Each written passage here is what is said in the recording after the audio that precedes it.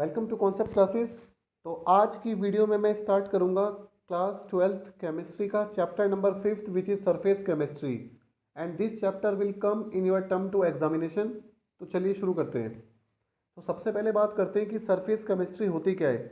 देखिए, surface chemistry chemistry की वो ब्रांच होती है जिसमें हम उन फेनोमिनन की स्टडी करते हैं जो हमारे सरफेस या इंटरफेस पे होते हैं।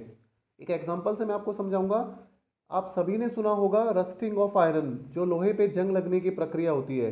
तो देखिए, जब लोहे पे जंग लगता है तो उस दरमियान एक केमिकल रिएक्शन होती है और वो केमिकल रिएक्शन जो आयरन होता है, जो लोहा होता है, उसी के सरफेस पे होती है। तो आप बोल सकते हैं कि rusting of iron is a surface phenomena, it is not a bulk phenomena. कुछ ऐसे फेनोमिना होते हैं जो बल्क में होते हैं, यानी उस सब्सटेंस के अंदर होते हैं, लेकिन सरफेस केमिस्ट्री में हम उन फेनोमिना की स्टडी करेंगे जो किसी भी सब्सटेंस के ओनली सरफेस पे यानी ऊपर होते हैं, ना कि अंदर बल्क में होते हैं। ओके, तो चलिए सबसे पहले हम देखते हैं कि एड्सॉर्प्शन क्या होता है। तो आप सभी ने इससे पहले एक टर्म सुना होगा डे टू डे लाइफ में विच इज कॉल्ड एब्जॉर्प्शन, लेकिन आज हम एक नया टर्म सीखेंगे, एक नए टर्म्स को समझेंगे which is called our adsorption. ठीक है, तो एड्सॉर्प्शन का मतलब देखिए क्या होता है, accumulation of molecular species at the surface. तो अगर किसी भी सब्सटेंस, अगर कोई भी सब्सटेंस है मेरे पास, चाहे वो सॉलिड हो चाहे वो लिक्विड हो, अगर उस सब्सटेंस के सरफेस पे आके कोई सब्सटेंस एक्यूमुलेट होता है तो उसी प्रोसेस को हम एड्सॉर्प्शन कहते हैं। एड्सॉर्प्शन मतलब एक्यूमुलेशन या बोल सकते हो कंसंट्रेशन। अगर कोई भी सब्सटेंस किसी दूसरे सब्सटेंस के सरफेस पे आके एक्यूमुलेट हो गया या कंसंट्रेट हो गया या आके बैठ गया हो, चिपक गया हो, तो उसी प्रोसेस को हम एड्सॉर्प्शन कहते हैं। तो चलिए इसको समझने के लिए मैं आपको एग्जांपल देता हूं। आप सभी ने ये सिलिका जेल देखा होगा या फिर चारकोल आपने देखा होगा। तो देखिए, जब भी हम कोई नया इलेक्ट्रॉनिक्स का सामान खरीदते हैं या फिर हम कोई बैग खरीदते हैं, चाहे वो हमारा ट्रैवलिंग बैग हो, चाहे हमारा स्कूल बैग हो, चाहे लैपटॉप वाला बैग हो, तो उसमें आपने अक्सर देखा होगा कि ये सिलिका जेल का एक पैकेट उसमें आता है बैग के अंदर। तो अब ये जो सिलिका जेल का पैकेट होता है, इसका रोल क्या होता है। तो देखिए, ये जो सिलिका जेल होता है ये हमारा एक एड्सॉर्प्शन वाला सब्सटेंस होता है। मतलब अगर उस बैग के अंदर, उस एनवायरनमेंट में अगर कहीं पे भी कोई मॉइस्चर होगा, कोई वाटर के मॉलिक्यूल्स हवा में प्रेजेंट होंगे, तो ये सिलिका जेल क्या करेगा, उस वाटर के मॉलिक्यूल को या उस मॉइस्चर को एड्सॉर्ब कर लेगा, अपने सरफेस पे एक्यूमुलेट कर लेगा। इसी तरीके से जो चारकोल होता है, ये चारकोल भी क्या काम करता है, ये हार्मफुल गैसेस को, या फिर आप बोल सकते हो कि मॉइस्चर हो, कहीं पे नमी हो, कहीं पे वाटर के मॉलिक्यूल्स प्रेजेंट हो एनवायरनमेंट में, तो ये चारकोल उन वाटर के मॉलिक्यूल्स को एक्यूमुलेट कर लेता है, एड्सॉर्ब कर लेता है सरफेस पे। वो वाटर के मॉलिक्यूल जो चारकोल या सिलिका जेल अपने ऊपर एक्यूमुलेट करते हैं वो ओनली सरफेस पे करते हैं, ना कि वो अंदर चले जाते हैं। तो आई थिंक आपको समझ आ गया होगा। एड्सॉर्प्शन एक ऐसा प्रोसेस होता है जिसमें कोई भी सब्सटेंस किसी दूसरे सब्सटेंस के सरफेस पे आके चिपक जाता है या एक्यूमुलेट हो जाता है। जैसे आपको यहाँ पे एक पिक्चर दिखाई दे रही है जिसमें यहाँ पे एक नीचे एक सरफेस है। अभी सरफेस कुछ भी हो सकता है, so this is a sample surface. और इस सरफेस पे आके कोई एक सब्सटेंस या कोई मॉलिक्यूल देखिए आके यहाँ पे एक्यूमुलेट हो गया है।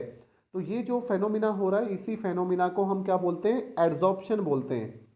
ठीक है, चलिए आगे बढ़ते हैं। अब उसके बाद हम कुछ टर्म्स को समझते हैं जो हमारी रिलेटेड है एड्सॉर्प्शन से। तो पहली जो टर्म है वो हमारी होती है एड्सॉर्बेट। तो सबसे पहले देखते हैं कि एड्सॉर्बेट क्या होता है। तो आप देख सकते हो, द मॉलिक्यूलर स्पीशीज और substance which accumulate at the surface. तो वो सब्सटेंस जो एक्यूमुलेट हो रहा है सरफेस पे, उसी को हम एड्सॉर्बेट कहते हैं। फॉर एग्जाम्पल, मैंने आपको भी एक एग्जाम्पल दिया था कि ये जो सिलिका जेल होता है ये क्या काम करता है, इसके अराउंड एनवायरनमेंट में अगर कोई भी वाटर के मॉलिक्यूल्स हैं तो वो इसको एड्सॉर्ब कर लेता है। ठीक है, तो यहाँ पे जो वाटर के मॉलिक्यूल्स हैं जो हमारे एक्यूमुलेट हो रहे हैं सिलिका जेल पे, उसी को हम क्या बोलेंगे, एड्सॉर्बेट बोलेंगे।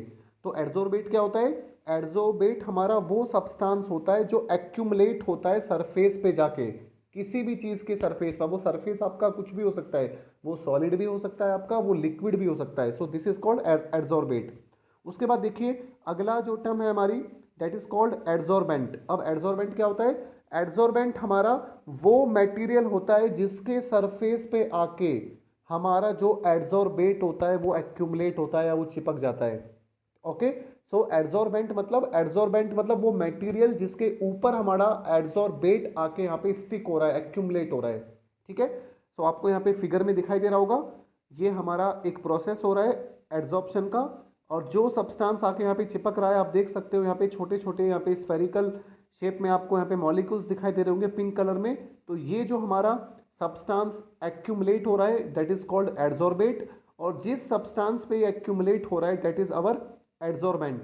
तो इस केस में जो मैंने आपको पीछे का एग्जांपल दिया था, तो यहाँ पे हमारा जो चारकोल होता है वो हमारा एड्सॉर्बेंट होता है, और चारकोल के ऊपर जो भी हमारी गैसेस या मॉइस्चर हमारा आके एक्यूमुलेट होता है या रिटेन होता है वो हमारा क्या कहलाता है, वो हमारा एड्सॉर्बेट कहलाता है। उसके बाद देखिए एक और यहाँ पे प्रोसेस है दैट इज कॉल्ड डिसॉर्प्शन। अब देखिए डिसॉर्प्शन का मतलब क्या होता है, तो एड्सॉर्प्शन में क्या होता है कि हमारे मॉलिक्यूल्स आके एक्यूमुलेट हो जाते हैं, रिटेन हो जाते हैं, चिपक जाते हैं सरफेस पे। लेकिन डिसॉर्प्शन में क्या होता है कि उन्हीं मॉलिक्यूल्स का अगर मैं रिमूवल कर दूं, उन्हीं मॉलिक्यूल्स उन्हीं एड्सॉर्ब सब्सटेंस को अगर मैं यहाँ से हटा दूं, तो इस प्रोसेस को हम डिसॉर्प्शन कहते हैं। यानी आप बोल सकते हो एड्सॉर्प्शन का जो रिवर्स प्रोसेस होता है, उल्टा प्रोसेस होता है, उसी को हम डिसॉर्प्शन बोलते हैं।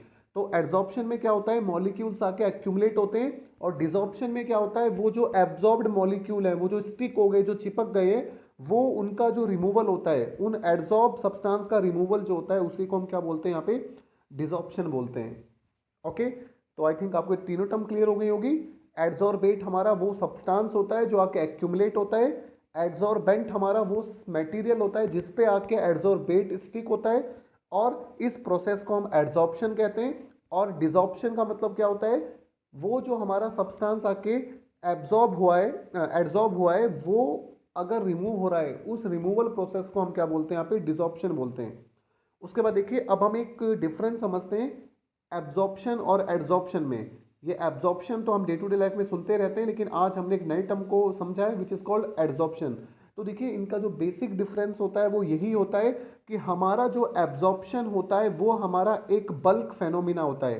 तो आपको यहाँ पे एक फिगर दिखाई दे रही होगी जिसमें एब्जॉर्प्शन हो रहा है। एब्जॉर्प्शन में क्या होता है, जो भी सब्सटेंस आता है वो बल्क में यानी पूरे मटेरियल के अंदर घूम जाता है, अंदर चला जाता है। एब्जॉर्प्शन हम बोलते हैं ना कि जैसे हमने कपड़े को पानी में डाला तो पानी कपड़े के अंदर भी चला जाता है और कपड़े के सरफेस पे भी होता है।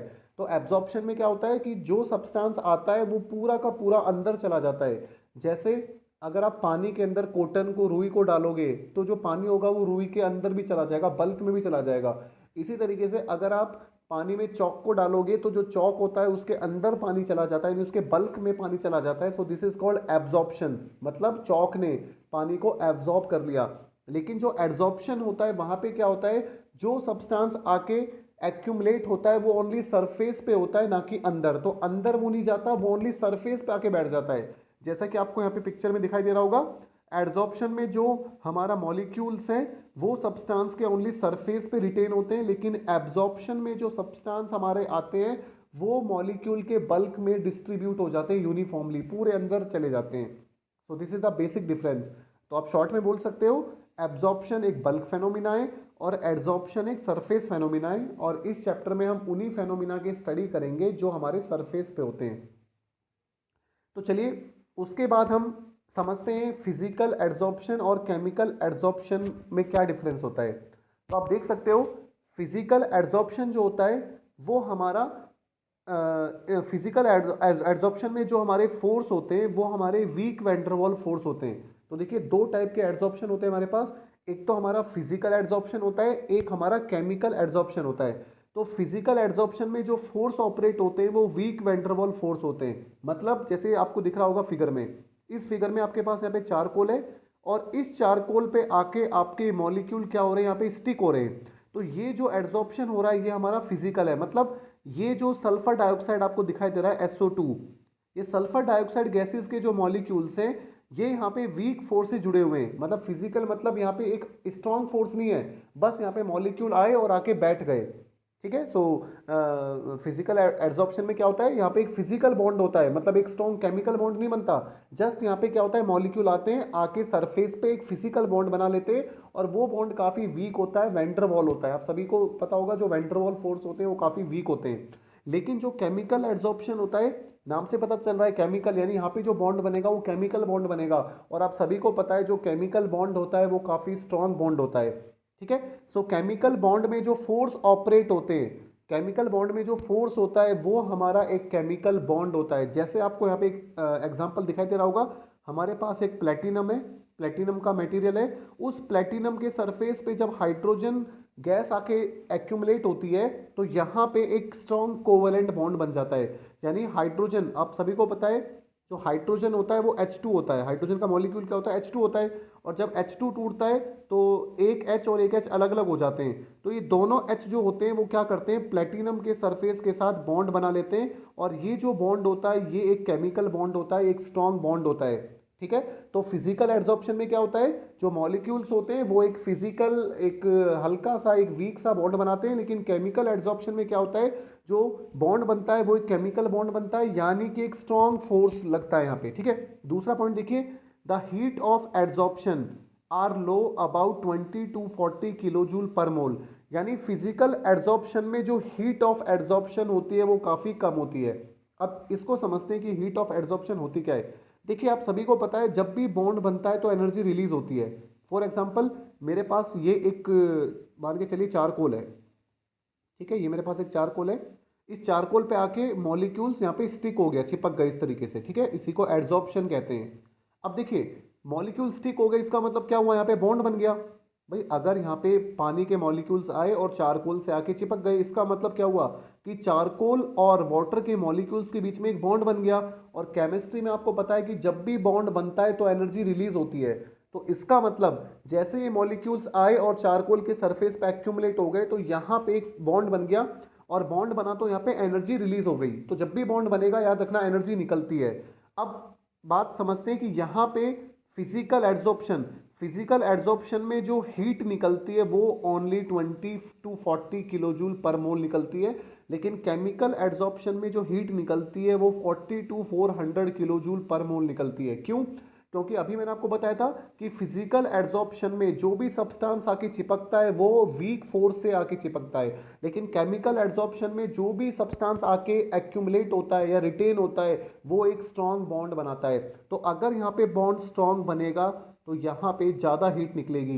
लेकिन अगर यहाँ पे बॉन्ड वीक बनाए तो यहाँ पे हीट कम निकलेगी। सो क्योंकि यहाँ पे वैंडरवॉल फोर्स है, वैंडरवॉल बॉन्ड बनाए तो यहाँ पे कम एनर्जी निकलेगी, और यहाँ पे स्ट्रॉन्ग केमिकल बॉन्ड बनाए तो ज़्यादा एनर्जी निकलेगी। आई थिंक आपको एक और डिफरेंस समझ आ गया होगा। अगला डिफरेंस देखिए, it is non specific in nature.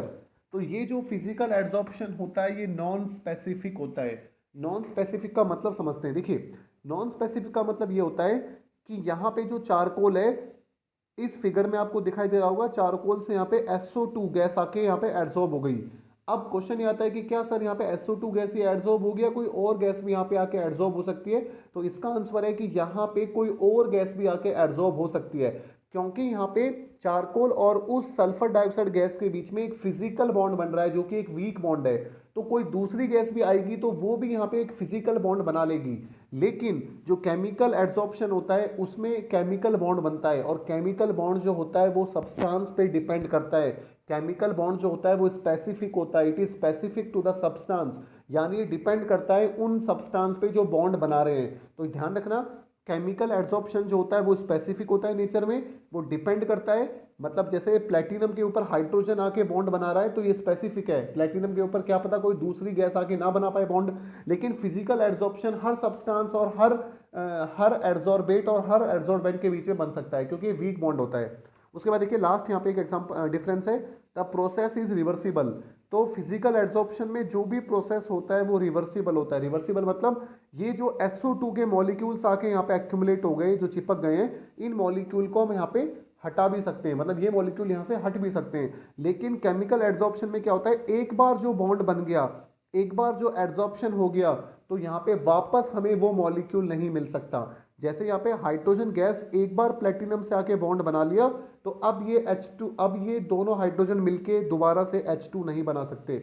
यानी ये जो प्रोसेस होता है केमिकल एड्सॉर्प्शन का ये इरिवर्सिबल होता है। लेकिन जो फिजिकल एड्सॉर्प्शन होता है वो रिवर्सिबल होता है, क्योंकि फिजिकल एड्सॉर्प्शन में जो बॉन्ड बनता है वो काफ़ी वीक होता है, जिसकी वजह से वो ईजिली ब्रेक हो जाएगा और मॉलिक्यूल अपनी पहले वाली स्टेट में आ जाएगा। लेकिन केमिकल बॉन्ड में क्या होता है, नए बॉन्ड बनते हैं, पुराने बॉन्ड टूटते हैं और नए बॉन्ड बनते हैं, जिसकी वजह से यहाँ पे वापस से हम उसी स्टेट में नहीं आ सकते। सो आई थिंक आपको समझ आया होगा डिफरेंस बिटवीन फिजिकल एड्सॉर्प्शन और केमिकल एड्सॉर्प्शन।